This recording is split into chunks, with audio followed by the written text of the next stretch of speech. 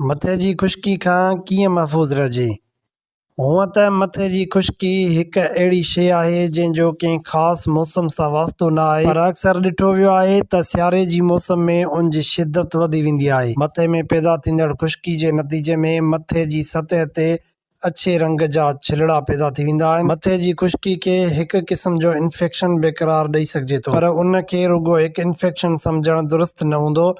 उन जे करे इंसाननि खे समाजी तौर ते परेशानी बि थींदी आहे। मथे जी खुश्की हिकु अहिड़ो मसइलो आहे जंहिं मां सॼी दुनिया जा माण्हू मुतासिर थींदा आहिनि। तहक़ीक़ ॿुधाए थी त 18 वरियनि जी उमिरि खां वधीक 20% मर्द ऐं औरतूं उन मसइले जो शिकार रहनि था। उन्हनि मां 5% माण्हुनि में उहो मसइलो शिदत अख़्तियार करे वञे थो।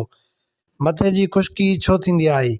माहिरनि जो चवणु आहे त उहा खुश्की आम तौर ते जिस्मानी कमज़ोरी या रत जे खोट जो नतीजो हूंदो आहे। जॾहिं जिस्म जी क़ुवत मुदाफ़ियत घटिजी वेंदी आहे त जिल्द जे तह में सणभ पैदा कंदड़ गुदूदनि जी कारकर्दगी जो तवाज़ुन ख़राब थी वेंदो आहे ऐं उन्हनि मां ख़ारिज थींदड़ रतोबत जो मिक़दार वधी वेंदो आहे। उहा ई रतोबत जिल्द ते सन्हड़े झली जीअं ॼमी वेंदी आहे, जेका फंगस में तब्दील थी वेंदी आहे। मथे जी कुदरती सणभ खे सेबेम चयो वेंदो आहे। इलाज: माहिरनि जो चवणु आहे त मथे जी खुश्की में मुब्तला औरतुनि ऐं मर्दनि खे सभ खां पहिरियों पंहिंजी खुराक जो जाइज़ो वठणु घुरिजे। मुतवाज़िन ग़िज़ाउनि जो इस्तेमालु करणु घुरिजे ऐं उन सां गॾोगॾु zinc, omega 3 fatty acids, vitamin A, B ऐं विटामिन ई खे पंहिंजी खुराक में शामिल कयो वञे। पाणी जो वधि खां वधि इस्तेमालु कजे। खंड ऐं खंड मां ठहियल शयुनि जो इस्तेमालु घटि कजे। माहिरनि मूजिबि मथे जी खुश्की मिठियुनि ग़िज़ाउनि जे सबबि पखिड़िबी आहे। तंहिं करे जेकॾहिं अव्हां हेठि बयानु कयल तजवीज़नि ते अमल कयो त खुश्की खे ख़तमु करण में मदद मिली सघे थी। शैम्पू जो क़िस्म: मथे जी खुश्की खे ज़ाब्ते में रखण लाइ जेकॾहिं कंहिं सुठे ऐं मयारी एंटी डैंड्रफ शैम्पू जो इस्तेमालु कयो वञे त उहो असराइतो साबित थी सघे थो। शैम्पू करण वक़्तु सुठी तरह मथे जे मसाज कयो वञे, जीअं मथे जी जिल्द सां गॾु अव्हां जा वार बि साफ़ थी वञनि।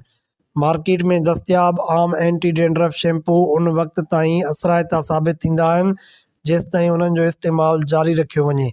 एंटी डैंड्रफ शैम्पू जो इस्तेमालु छॾे ॾियण सां ई खुश्की वरी थी पवंदी आहे।